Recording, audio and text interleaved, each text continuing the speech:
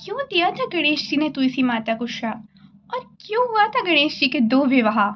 और hello and Radhe Krishna everyone. तो इन दोनों क्वेश्चंस का आंसर आज की कामिका एकादशी की कथा में छुपा हुआ है। हाँ, तो होता ये है कि युधिष्ठिर जी कान्हा जी से पूछते हैं कि प्रभु आपने देवशयनी एकादशी के बारे में बताया, लेकिन देवशयनी एकादशी के बाद जो एकादशी आती है उसके बारे में बताइए। तो कान्हा जी ने बोला कि यही सेम क्वेश्चन नारद जी ने ब्रह्मा जी से पूछा था। अब सुनिए ब्रह्मा जी ने नारद जी को क्या बताया इस एकादशी के बारे में।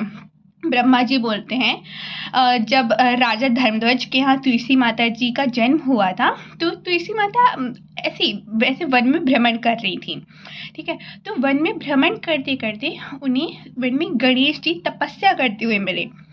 गणेश जी को देख के वो इतनी मतलब इतनी उनको गणेश जी की का जैसे बैठे थे पीताम्बर वस्त्र धारण करे हुए, इतनी मनमोहक गणेश जी लगे कि उनको देख के वो उनसे विवाह करने की इच्छा उनकी जागी। गणेश जी का तब भंग हो गया, मतलब जो तपस्या कर रहे थे वो तपस्या जागे और उन्होंने पूछा कि हे देवी आप कौन है और यहाँ क्यों खड़ी हैं ऐसे, आपको पता है किसी की तपस्या भंग करना पाप के समान है। तो उन्होंने कहा कि मुझे आप इतने मनमोहक लगे हैं कि मुझे आपसे विवाह करने की इच्छा जागी है। तो उन्होंने कहा कि लेकिन मैं विवाह नहीं कर सकता, मैं किसी से भी विवाह नहीं कर सकता। तो इसी माता को इस बात में गुस्सा आया कि इनने अच्छा मेरा प्रस्ताव ठुकरा दिया। तो उन्होंने गुस्से में कहा कि चाहिए आपने मेरा प्रस्ताव ठुकराया तो आपके अब 2 विवाह होंगे। गणेश जी को ये सुन के गुस्सा आ गया, तो इनने तुलसी माता को श्राप दे दिया कि जाओ तुम्हारा विवाह एक राक्षस से होगा और आगे चल के तुम एक पौधा बन जाओगी।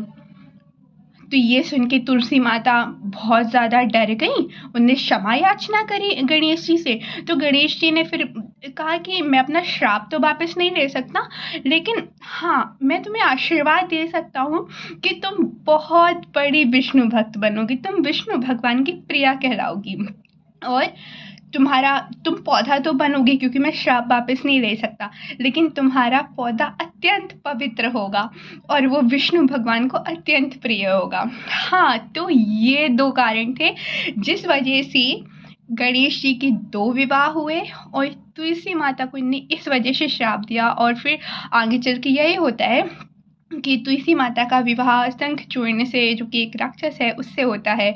और फिर बस आगे की तो स्टोरी आप सभी को पता होगी ना। फिर विष्णु भगवान आते हैं क्योंकि शिव जी को उसका वध करना होता है, और लेकिन तुलसी माता इतनी पत्नी व्रता होती है कि शंखचूर्ण का वध कोई कर ही नहीं सकता था तुलसी माता के कारण। इसलिए विष्णु भगवान ने शंखचूर्ण का भेष धरा और फिर उनका भंग हो गया पतिव्रत धर्म, और फिर बस उन्हें शालिग्राम बनने का श्राप दिया। खैर वो तो अलग स्टोरी है, वो भी बहुत ही इंटरेस्टिंग स्टोरी है, मैं कभी बताऊंगी। वैसे तो मोस्ट ऑफ द लोगों को पता ही होगी वो स्टोरी, राइट।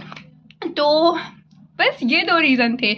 लेकिन साथ ही साथ गणेश जी ने ये भी कहा था कि तुम मेरे से हमेशा त्यागी जाओगी, तभी गणेश जी को कभी भी तुलसी पत्र नहीं चढ़ाया जाता है।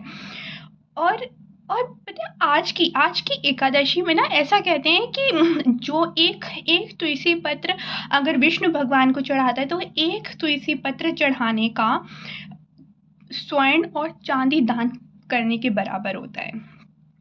तो खैर ये थी आज की स्टोरी, एंड आप सभी को ढेरों ढेरों ढेरों सारी शुभकामनाएं कामिका एकादशी की। राधे कृष्ण।